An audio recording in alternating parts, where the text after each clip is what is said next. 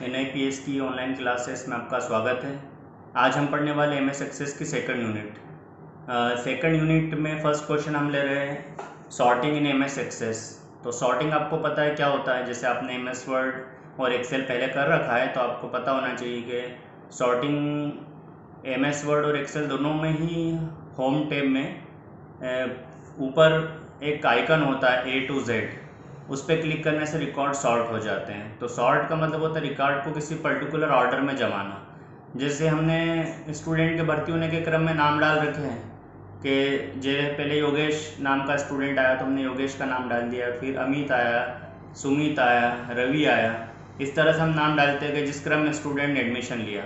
अब बाद में हमको एडमिशन कंप्लीट होने के बाद उस रिकॉर्ड्स को बढ़ते क्रम में जमाना है, नेम वाइज जमाना है। तो हम क्या करेंगे कि पहले अमित का नाम आएगा, ए नाम वाला जो भी बच्चा वो पहले आएगा, अक्षय आएगा, फिर योगेश जो वाई से आता है लास्ट में आएगा, और कोई जेड नाम वाला है तो लास्ट में आएगा। तो हम A to Z जमाना चाहते हैं तो उसके लिए हम सॉर्ट करेंगे। तो सॉर्टिंग का मतलब होता है, ऐसा नहीं कि A to Z to A भी हम जमा सकते हैं। सॉर्टिंग का मतलब होता है रिकॉर्ड को पर्टिकुलर ऑर्डर में जमाना, टेबल में किसी एक कॉलम को बढ़ते या घटते क्रम में जमाना। तो सॉर्टिंग अगर बढ़ते क्रम में होती है तो उसे हम असेंडिंग सॉर्टिंग कहते हैं कि बढ़ते क्रम में जमाना, जैसे A to Z। और अगर डिसेंडिंग करना हो तो Z to A भी कर सकते हैं, उसमें डिसेंडिंग का भी ऑप्शन होता है MS एक्सेस में। तो असेंडिंग या डिसेंडिंग पे क्लिक करके हम सॉर्टिंग के द्वारा घटते या बढ़ते क्रम में रिकॉर्ड्स को जमा सकते हैं, ये सॉर्टिंग होता है। ऐसे ही स्टूडेंट को रोल नंबर के क्रम में जमा सकते हैं कि 101 रोल नंबर किसी का है तो पहला है, फिर 102 आए, फिर 103 आए, 104 आए। तो इस तरह से हम सॉर्टिंग कर सकते हैं। नेक्स्ट क्वेश्चन हम देखते हैं, filter in MS access. MS access में फ़िल्टर क्या होता है? तो फिल्टर का मतलब होता है कि कई सारे रिकॉर्ड्स हमारे पास, उसमें हमको आवश्यक रिकॉर्ड ही चाहिए तो फिल्टर के द्वारा हम प्राप्त कर सकते हैं। फिल्टर का मतलब होता है रिकॉर्ड्स को छांटना, छटनी करना। जैसे हमारे पास एक ऑर्डर फाइल है और उसमें हम कस्टमर का ऑर्डर रिकॉर्ड करते हैं। तो किसी कस्टमर ने टीवी का ऑर्डर दिया, किसी ने फ्रिज का, किसी ने फिर से टीवी का दिया, फिर फ्रिज का, फिर वॉशिंग मशीन का, फिर टीवी का, फिर फ्रिज का, ऐसे ऑर्डर आते गए और हम उसमें रिकॉर्ड करते गए। ऐसे मान लो हमारे पास 100-200 रिकॉर्ड इकट्ठे हो गए। अब हमको सिर्फ यही देखना है कि पिछले महीने में हमारे पास टीवी के कितने रिकॉर्ड्स मतलब ऑर्डर आए। तो टीवी के ही ऑर्डर ओनली हमें देखना हो तो फिर हम उस डेटाबेस को या उस टेबल को सॉर्ट कर देंगे किस फील्ड के ऊपर, आइटम नेम फील्ड के ऊपर। तो आइटम नेम फील्ड पे जैसे हम क्लिक करेंगे सॉर्टिंग के फिल्टर के लिए तो उसकी लिस्ट आ जाएगी सारे आइटम जो हमारे पास हैं। तो हम उसमें टीवी वाले चेकबॉक्स को सेट कर देंगे, क्लिक कर देंगे तो वो चेकड हो जाएगा। तो ओनली टीवी के ही फिर रिकॉर्ड दिखाएगा। जैसे मान लो हमारा पहला ऑर्डर टीवी का था, तीसरा, 9वां और 11वां, तो फिर ये 4 ही रिकॉर्ड दिखाएगा। अगर हमारे कुछ जितने भी रिकॉर्ड्स उसमें थे तो टीवी पे फिल्टर हो जाएगा ऐसा। तो फिल्टर इस तरह से हम रिकॉर्ड्स को फिल्टर कर सकते हैं। जैसे हमारे पास कस्टमर की लिस्ट है, टेबल है, तो उसमें कई अलग अलग शहरों के कस्टमर है, मंडलेश्वर, महेश्वर, धामनोद, धार, खरगोन, बड़वानी। तो हमको सिर्फ मंडलेश्वर के स्टूडेंट की लिस्ट देखना हो तो हम सिटी वाले फील्ड पर सिटी को चेक बॉक्स को सिलेक्ट कर लेंगे तो वो फिल्टर हो जाएगा और ओनली वही सिटी वाले चेक बॉक्स में हम मंडलेश्वर को चेक कर देंगे तो ओनली मंडलेश्वर वाला ही रिकॉर्ड दिखाएगा, बाकी रिकॉर्ड साइड हो जाएंगे। तो इसको हम फिल्टर बोलते हैं। अब नेक्स्ट क्वेश्चन है data type in MS access. MS access में डेटा टाइप क्या होता है? तो डेटा टाइप बहुत इंपॉर्टेंट है क्योंकि जब हम कोई टेबल बनाते हैं तो हम उसमें जो भी फील्ड नेम लेते हैं, जैसे हमने इस कस्टमर आईडी लिया तो उसका हम डेटा टाइप देंगे, कस्टमर आईडी नंबर में आएगा तो उसको नंबर देंगे, ऐसा। तो ऐसे कई सारे डेटा टाइप होते हैं। तो पहले हम डेटा टाइप देखते हैं टेक्स्ट। टेक्स्ट डेटा टाइप में अल्फ़ा न्यूमेरिक वैल्यूज़ हम स्टोर कर सकते हैं। अल्फ़ा न्यूमेरिक वैल्यूज़ मतलब उसमें अल्फ़ाबेट भी डाल सकते हैं, नंबर्स भी डाल सकते हैं, special characters, comma, space, dash, जो भी स्पेशल कैरेक्टर डालना हो डाल सकते हैं। तो अल्फ़ा न्यूमेरिक वैल्यू स्टोर करने के लिए हम टेक्स्ट डेटा टाइप का यूज़ करते हैं। इसका साइज़ होता है 1 to 255, मतलब इसमें एक से लेकर 255 तक के अक्षर या अल्फ़ाबेट्स या नंबर्स उसमें स्टोर हो सकते हैं। तो किसी का नाम, पता, फादर नेम, मदर नेम को स्टोर करने के लिए, एड्रेस को स्टोर करने के लिए हम टेक्स्ट डेटा टाइप का उपयोग करते हैं। नेक्स्ट हमारा डेटा टाइप है नंबर। नंबर में हम कोई भी संख्यात्मक मान को स्टोर कर सकते हैं, न्यूमेरिकल वैल्यू को। जैसे किसी वस्तु की प्राइस हमें डालना हो, किसी स्टूडेंट का रोल नंबर डालना हो, किसी का ID डालना हो, अमाउंट डालना हो, तो हम नंबर ले लेंगे। नेक्स्ट डेटा टाइप हमारा आता है date and time. Date and time में हम दिनांक और समय दोनों स्टोर कर सकते हैं। जैसे किसी की डेट ऑफ बर्थ डालना हो, कस्टमर की डेट ऑफ बर्थ स्टोर करना हो, या फिर कस्टमर ने कोई सा वस्तु का ऑर्डर हमें किस दिनांक को दिया है तो उसकी डेट ऑफ ऑर्डर हमको स्टोर करना हो तो हम उसको स्टोर कर सकते हैं। तो डेट एंड टाइम भी एक डेटा टाइप है। नेक्स्ट डेटा टाइप हमारा करेंसी। करेंसी डेटा टाइप ऐसे कम यूज़ होता है क्योंकि करेंसी का काम नंबर डेटा टाइप कर देता है। तो रुपए पैसे में कोई जानकारी स्टोर करना हो किसी वस्तु की प्राइस अमाउंट तो हम करेंसी डेटा टाइप लेते हैं, पर जनरली नंबर में ही काम हो जाता है तो हम उसको करेंसी का यूज़ कम होता है। कैलकुलेटेड भी एक डेटा टाइप है। कैलकुलेटेड डेटा टाइप का हम यूज़ कब करते हैं, जब हमें कोई फार्मूला देना हो।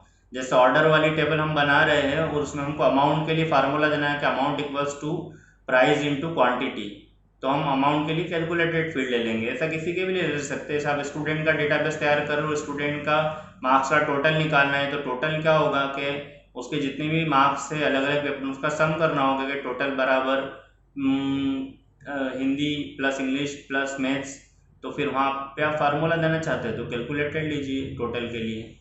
नेक्स्ट है हमारा डेटा टाइप अटैचमेंट। अटैचमेंट हम तब लेते हैं जब कोई डॉक्यूमेंट अटैच करना हो या फिर स्प्रेडशीट अटैच करना हो या कोई इमेज अटैच करना हो। जैसे हम कस्टमर वाली टेबल में कस्टमर का इमेज डालना चाहते हैं, फोटोग्राफ डालना चाहते हैं, तो फिर हम फोटो जो फील्ड नेम लेंगे उसके आगे उसका डेटा टाइप अटैचमेंट ले लेंगे। नेक्स्ट हमारा डेटा टाइप है हाइपरलिंक। हाइपरलिंक का यूज़ कब करते हैं, जब हम किसी की वेबसाइट स्टोर करते हैं। किसी संस्था की अगर वेबसाइट है और वेबसाइट का पता हमको डालना है जैसे www.google.com, तो उसके लिए हम हाइपरलिंक लेंगे। नेक्स्ट डेटा टाइप हमारा है मेमो। मेमो डेटा टाइप वैसे कम यूज़ होता है। इसका यूज़ हम तब करते हैं जब हमें बहुत लंबी जानकारी स्टोर करना हो, जैसे किसी की पूरी जीवनी जैसे हमें डालना हो, बायोग्राफी डालना हो, तो फिर हम मेमो डेटा टाइप ले सकते हैं। नेक्स्ट डेटा टाइप है OLE object, object linking and embedding. जैसे MS वर्ड से डॉक्यूमेंट को लिंक करना हो तो फिर हम इसका यूज़ करते हैं। नेक्स्ट डेटा टाइप है यस और नो।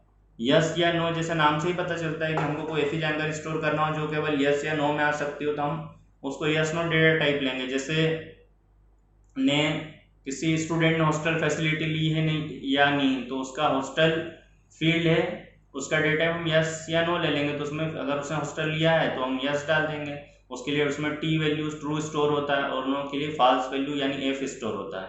तो इसका साइज केवल एक होता है, इसमें एक ही अक्षर जाता है।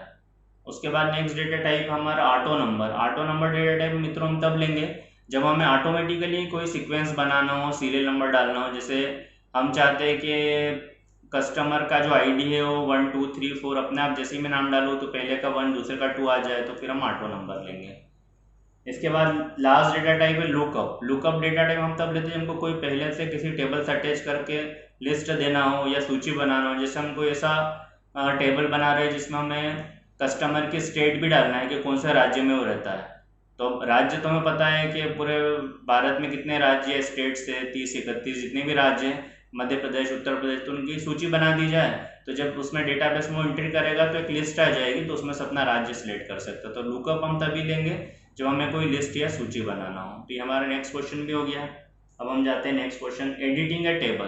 किसी टेबल को एडिट कैसे करते हैं, तो टेबल को एडिट करने में इसके रिकॉर्ड्स को एडिट करने की अगर हम बात करें तो टेबल तो हम बना चुके हैं MS एक्सेस में। जैसे हम डेटाबेस को खोलेंगे तो लेफ्ट साइड में नेविगेशन पेन में टेबल दिखाई देती है, टेबल का नाम दिखता है जैसे कस्टमर टेबल और ऑर्डर टेबल, दो टेबल हमारी है। तो जिस भी टेबल को हमें एडिट करना हो, जैसे कस्टमर टेबल को एडिट करना है तो नेविगेशन पेन में उस पर राइट क्लिक करेंगे और ओपन पे क्लिक करेंगे जिससे वो टेबल ओपन हो जाएगी, या फिर हम उस टेबल पर डबल क्लिक करके भी ओपन कर सकते हैं। टेबल ओपन हो गई, आपके सामने सारे रिकॉर्ड्स आ गए, ऊपर उसकी हेडिंग दिख रही है कि कस्टमर आईडी, कस्टमर का नेम, कस्टमर की सीटी, कस्टमर डेट ऑफ बर्थ, और सारे रिकॉर्ड एक एक करके दिख रहे हैं कि 101 पे अमित है, 102 पे सुमित है, 103 पे योगेश है, एक्स्ट्रा XYZ है, कई सारे रिकॉर्ड्स हमें दिख रहे हैं। अब जिस भी रिकॉर्ड को सुधार करना हो उस पर जस्ट माउस से क्लिक कर दो और उसमें आप एडिट कर सकते हो उस पर्टिकुलर सेल में। अगर आपको कोई उसकी रो डिलीट करना हो तो हर एक रो के आगे ग्रे बॉक्स रहता है, जैसे एक्सेल में 1 2 3 4 5 नंबरिंग रहती है रो के नाम जिसको हम कहते हैं 1 2 3 रो। तो उस एक्सेस में ऐसा नहीं होता, उसमें नंबर तो नहीं डाला होता बट एक ग्रे बॉक्स होता है ब्लैंक हर रिकॉर्ड्स के आगे, तो उस ग्रे बॉक्स पर राइट क्लिक करके हम डिलीट रिकॉर्ड को डिलीट कर सकते हैं। तो किसी भी डेटाबेस टेबल में किसी भी रिकॉर्ड में नया रिकॉर्ड जोड़ना, सुधारना, मिटाना सब एडिट क्रिया के अंतर्गत आता है। नेक्स्ट क्वेश्चन हम देखते हैं एड एंड डिलीट रिकॉर्ड्स। तो टेबल में नया रिकॉर्ड हम कैसे जोड़ें, तो ये तो बहुत ईजी है। सबसे पहले हम MS एक्सेल ओपन करेंगे, फिर हमारा डेटाबेस को ओपन करेंगे, फिर लेफ्ट साइड में हमारी टेबल्स की लिस्ट आ जाएगी, जैसे कस्टमर या ऑर्डर जो भी हमारी टेबल है।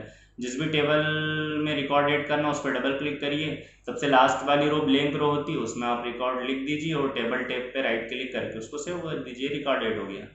उसके बाद अगर हमें किसी रिकॉर्ड को डिलीट करना है तो जैसे भी मैंने बताया है कि टेबल ओपन है हमारी और हर एक रिकॉर्ड्स हमें दिख रहा है लाइन बाय लाइन। तो जिस भी रिकॉर्ड एक पंक्ति में होता है, रिकॉर्ड रो में होता है, तो उस रो के आगे ग्रे बॉक्स होता है उस पर राइट क्लिक करिए, डिलीट रिकॉर्ड करके एक ऑप्शन आएगा, एक मेनू आएगा, उसमें डिलीट रिकॉर्ड ऑप्शन आएगा, उस पर क्लिक करके हम रिकॉर्ड को डिलीट कर देंगे और टेबल को सेव कर देंगे। टेबल टैब पर राइट क्लिक करिए, डिलीट हो गया। नेक्स्ट हमारा क्वेश्चन है modify table structure. Table structure को मॉडिफाई करने से क्या मतलब है कि टेबल का जो हम स्ट्रक्चर शुरू में बनाते हैं, टेबल का जो डिज़ाइन हम तैयार करते हैं, यानी सबसे पहली बार जब हम एक्सेस में टेबल बनाते हैं तो हम उसका डिज़ाइन बनाने में 3 कॉलम आते हैं। पहले फील्ड नेम हम टाइप करते हैं, फिर हम उसका डेटा टाइप देते हैं और डिस्क्रिप्शन बॉक्स ऑप्शनल होता है। तो मेन 2 कॉलम होते हैं, फील्ड नेम और डेटा टाइप। तो फील्ड नेम में हम क्या लिखते हैं, जैसे कस्टमर आईडी लिखा, उसका डेटा टाइप हमने नंबर ले लिया, कस्टमर नेम लिखा, उसका डेटा टाइप हमने टेक्स्ट ले लिया, फिर हमने कस्टमर की डेट ऑफ बर्थ लिखी, उसका डेटा टाइप डेट और टाइम ले लिया, उसका जो भी सिटी लिखी, ये सब उसको चेंज करना। तो टेबल के स्ट्रक्चर को मॉडिफाई करने से अर्थ है कि उसके फील्ड नेम आदि में परिवर्तित करना, कोई नया फील्ड जोड़ना, उसका डेटा टाइप चेंज करना, किसी का डेटा टाइप टेक्स्ट है उसको नंबर करना, ये सब। तो उसके लिए हम क्या करेंगे, तो वही पहले एमएस एक्सेस को ओपन करेंगे, राइट साइड में नेविगेशन पेन में, सॉरी लेफ्ट साइड में नेविगेशन कौन होता है, लेफ्ट साइड में नेविगेशन पेन में हमें दिखाई देगा टेबल के नाम दिखाई देंगे। जिस भी टेबल की स्ट्रक्चर को चेंज करना उस पर राइट क्लिक करेंगे, उसके डिज़ाइन व्यू में जाएंगे, ओपन नहीं करेंगे, उसको राइट क्लिक करके डिज़ाइन व्यू में जाएंगे तो उसका स्ट्रक्चर ओपन होगा, और राइट क्लिक करके ओपन वाला ऑप्शन चुनेंगे तो उसके रिकॉर्ड्स डिस्प्ले होंगे। तो हमको टेबल के नाम पे राइट क्लिक करके उसके डिज़ाइन व्यू में जाना है। डिज़ाइन व्यू में जाएंगे तो उसका डिज़ाइन आ जाएगा, वही 3 कॉलम आ जाएंगे, पहला कॉलम फील्ड नेम, दूसरा कॉलम डेटा टाइप, तीसरा कॉलम डिस्क्रिप्शन। अब जिस भी फील्ड नेम में कोई आपको स्पेलिंग चेंज करना हो वो कर सकते हैं, डेटा टाइप बॉक्स में से आपको टेक्स्ट को नंबर को टेक्स्ट करना हो तो वो कर सकते हैं, कोई नया फील्ड जोड़ना हो तो ग्रे बॉक्स आता है लेफ्ट साइड में, जहाँ भी उस पर राइट क्लिक करके हम न्यू फील्ड इंसर्ट कर सकते हैं। तो इस तरह से टेबल के स्ट्रक्चर में चेंज हो जाएगा। फिर उसके जो टेबल का नाम ऊपर दिखाई देता है उसके नेम टेप पर राइट क्लिक करके उसे सेव कर देंगे तो स्ट्रक्चर में चेंज हो जाएगा। नेक्स्ट हमारा क्वेश्चन है फ्रीज कॉलम्स।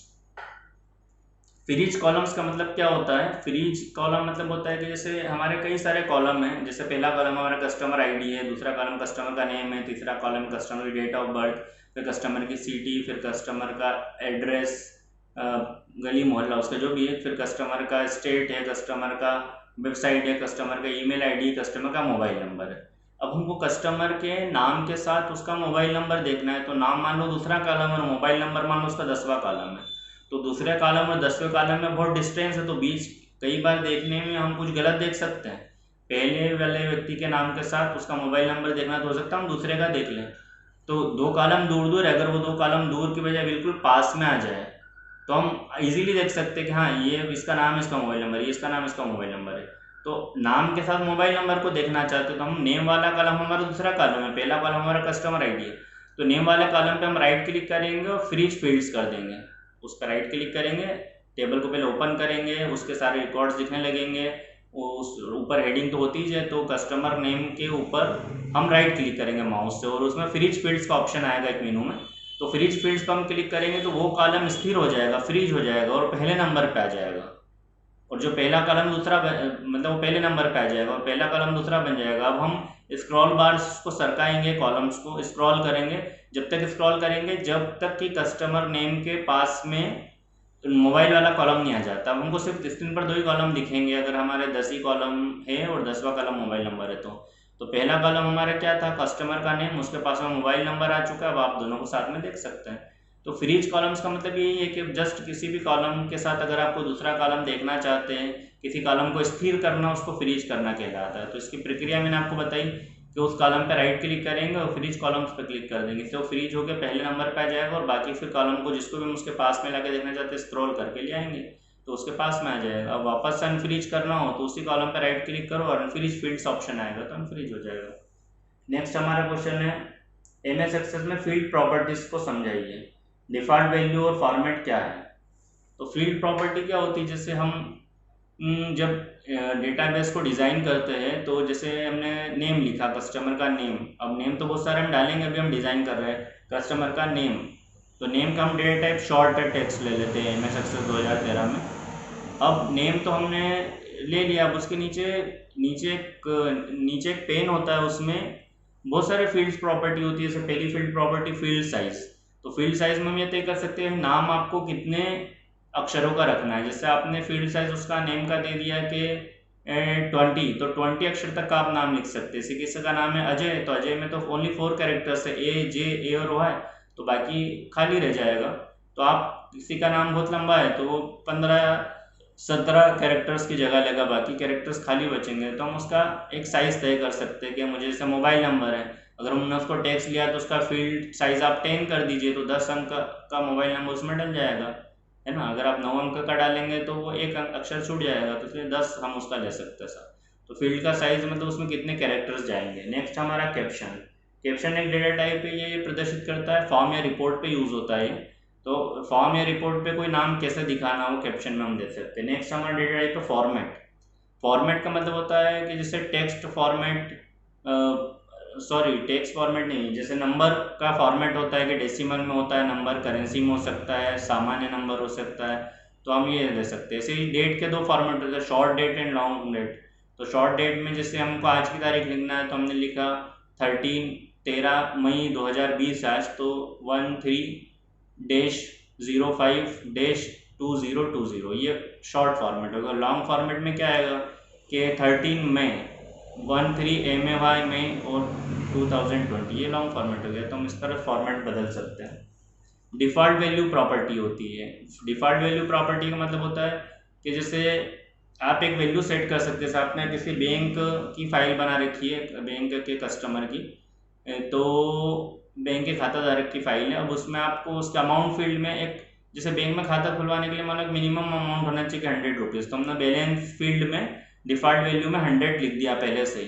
तो जो आप टेबल में रिकॉर्ड्स इनपुट करेंगे तो जो कॉलम रहेगा उसमें अपना मतलब कौन सा कॉलम, बैलेंस वाला कॉलम, उसमें अपना 100 सभी जगह आ जाएगा। कोई कस्टमर 500 से खाता खुलाता है तो आप 500 उस सेल में से हटा के 500 लिख दो, और किसी ने 100 से ही खाता खुलवाया है तो 100 रहेगा ही उसमें पहले से। तो डिफ़ॉल्ट वैल्यू मतलब पहले से ये वैल्यू हमको देना है तो हम दे सकते हैं। अब रिक्वायर्ड प्रॉपर्टी होती है। रिक्वायर्ड प्रॉपर्टी का मतलब होता है इसको यस या नो हम कर सकते हैं। बाय डिफ़ॉल्ट रिक्वायर्ड प्रॉपर्टी सभी की नो रहती है। अगर हम रिक्वायर्ड प्रॉपर्टी यस कर दे, जैसे नेम वाला फील्ड में हम रिक्वायर्ड प्रॉपर्टी को यस कर दे, तो फिर आप जब टेबल में यूज़र नेम इंटर करेगा किसी का भी, तो उस खाली नहीं छोड़ सकता उस सेल को, उसको उसका नाम लिखना ही पड़ेगा। जैसे एक रिकॉर्ड है, उसमें कस्टमर आईडी डालना है, नेम डालना है, मोबाइल नंबर डालना है। अब नेम वाले को क्या कर रहा है, रिक्वायर्ड को यस कर रहा है। बाकी कस्टमर आईडी तो प्राइमरी की हो तो खाली छोड़ नहीं सकते, तो डालनी पड़ेगी। मोबाइल नंबर में यस नहीं था, by default required property no थी, पर नेम में यस कर रखा है, तो क्या होगा कि आईडी आपने डाला, नाम आपने छोड़ दिया और मोबाइल नंबर डाला, तो वो सेव नहीं होगा फाइल। जब सेव करने जाओगे तो बोलेगा कि इसका नेम आप डालिए, तो वो रिक्वायर्ड यस करने से ऐसा होगा। ठीक है, हमने मोबाइल का रिक्वायर्ड प्रॉपर्टी यस नहीं करा है, तो मोबाइल नंबर अगर हमको किसी का नहीं पता है तो खाली छोड़ सकते हैं, पर नेम को अगर हमने यस करा है तो नेम डालना ही पड़ेगा। ऐसे आप मोबाइल की भी रिक्वायर्ड प्रॉपर्टी यस कर दोगे तो मोबाइल नंबर भी आपको डालनी पड़ेगा, ना तो फिर आप नेम वाला ब्लैंक छोड़ सकते हो, ना मोबाइल नंबर वाला सेल ब्लैंक छोड़ सकते हो। तो इतनी प्रॉपर्टी काफ़ी है, 4-5 प्रॉपर्टीज आप समझा सकते हैं। डेटा वैलिडेशन रूल क्या होता है, तो डेटा वैलिडेशन शायद पहले फर्स्ट यूनिट में भी डिस्कस हो चुका है कि डेटा वैलिडेशन में हम रूल्स दे सकते हैं। जैसे हमने एक फील्ड ले रखा है जेंडर कस्टमर का, तो जेंडर में हम चाहते हैं पुरुष के लिए, मेल के लिए ओनली एम डले एक अक्षर, और महिला यानी फीमेल के लिए ओनली एक अक्षर डले एफ फॉर फीमेल। तो एक ही अक्षर हमको डालना है, एम या एफ, तो हम उसके लिए वैलिडेशन रूल प्रॉपर्टी होती है जो भी हमने पढ़ी फील्ड प्रॉपर्टीज। तो वैलिडेशन रूल प्रॉपर्टी के सामने हम लिख देंगे एम और एफ। एम और एफ लिखने से क्या होगा, जब उसमें रिकॉर्ड यूजर इनपुट करेगा तो केवल 2 ही अक्षर डाल सकता है, एम या एफ। उसके अलावा कोई भी अक्षर डालेगा तो एक एरर मैसेज आ जाएगा, बाय डिफॉल्ट कोई एरर मैसेज आएगा। और अगर हमको वो एरर मैसेज भी देना हो तो वैलिडेशन रूल के नीचे वैलिडेशन टेक्स्ट प्रॉपर्टी होती है, तो वैलिडेशन टेक्स्ट में हम जो मैसेज लिख देंगे वो मैसेज आएगा। जैसे हमने मैसेज उसमें लिख दिया कि enter M for male and F for female, तो वो मैसेज डिस्प्ले होगा। तो वैलिडेशन रूल और वैलिडेशन टेक्स्ट ये 2 प्रॉपर्टी है। अब जैसे हमको किसी स्टूडेंट का रोल नंबर इनपुट करना है तो हम चाहते हैं रोल नंबर जब इनपुट करें तो 101 से लेकर 999 तक के ही रोल नंबर इनपुट हो। 101 हो जाए, 102 हो जाए, 103 ऐसे 999 तक। 999 से ज़्यादा 1000 होता है तो वो इनपुट ना हो, और 101 से कम वाला इनपुट ना हो। तो फिर हम उसके लिए भी वैलिडेशन रूल लगा सकते हैं कि 101 to 999। तो हम उसमें वैलिडेशन रूल कैसे लगाएंगे कि greater than equal to 101 and less than equal to 999, ऐसा वैलिडेशन रूल हम उसके लिए लगा देंगे। तो हमारा ये क्वेश्चन भी कंप्लीट हो गया। अब हम नेक्स्ट क्वेश्चन देखते हैं, इंपोर्ट। ये इस यूनिट का लास्ट क्वेश्चन है। इंपोर्ट का मतलब होता है जैसे MS एक्सेस में आपने टेबल तो बना रखी है, पर आपके पास कोई और भी टेबल्स है जो आप लाना चाहते हैं, जो एक्सेल में बनी हुई या नोटपैड की फाइल में टेक्स्ट फाइल के रूप में है, या फिर एक्सेस की ही कोई दूसरे डेटाबेस में कोई दूसरी फाइल है, और हमारे डेटाबेस में हम उस टेबल को लाना चाहते हैं जो एक्सेल में, नोटपैड में या फिर एक्सेस में बनी हुई है। तो इसके लिए हम इंपोर्ट विकल्प का यूज़ करेंगे। इसके लिए MS एक्सेस में एक्सटर्नल डेटा करके ऊपर एक टैब होता है, जैसे होम टैब पहला है, क्रिएट दूसरा टैब है, ऐसे एक्सटर्नल डेटा तीसरा टैब है। तो एक्सटर्नल डेटा में क्लिक करेंगे, उसमें इंपोर्ट ग्रुप होगा। इसमें इंपोर्ट ग्रुप में आइकन्स बने होंगे, जैसे एक्सेल का आइकन, टेक्स्ट फाइल लाने के लिए टेक्स्ट फाइल का आइकन, एक्सेस का आइकन। तो हमें मान लो एक्सेल की फाइल लाना है तो उसको इंपोर्ट करना बोलेंगे, तो एक्सेल के आइकन पे क्लिक करेंगे।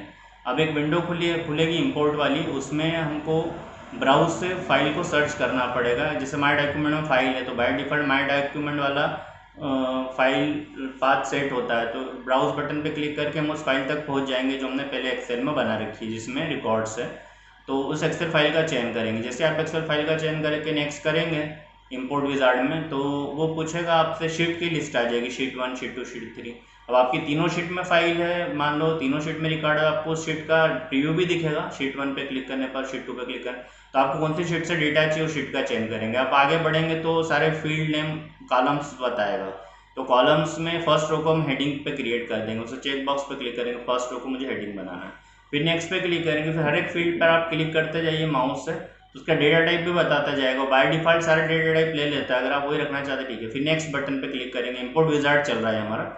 नेक्स्ट बटन पे क्लिक करेंगे तो वो पूछेगा आपसे कि प्राइमरी की आप किसे बनाना चाहते हैं। उसमें 3 ऑप्शन आते हैं कि आप फर्स्ट कॉलम को बनाना चाहते हैं, या फिर मुझे अपने हिसाब से बना सकते हैं, या फिर नो प्राइमरी की। तो हम जैसे उसमें फर्स्ट हमारा कॉलम मान लो कस्टमर आईडी है या फिर स्टूडेंट का रोल नंबर, तुम उसको प्राइमरी की चूज़ कर सकते हैं या हमारे खुद के हिसाब से ही बना सकते हैं। फिर नेक्स्ट पे क्लिक करते हैं, उसके बाद फाइल का नेम देना होता है, किस नाम से लाना है, फिर फिनिश कर देते हैं, तो बस इंपोर्ट हो जाता है। इस तरह से हमारी सेकंड यूनिट भी कंप्लीट हो गई। अगर आपको वीडियो पसंद आया तो इसको लाइक करें, शेयर करें और सब्सक्राइब करें। धन्यवाद।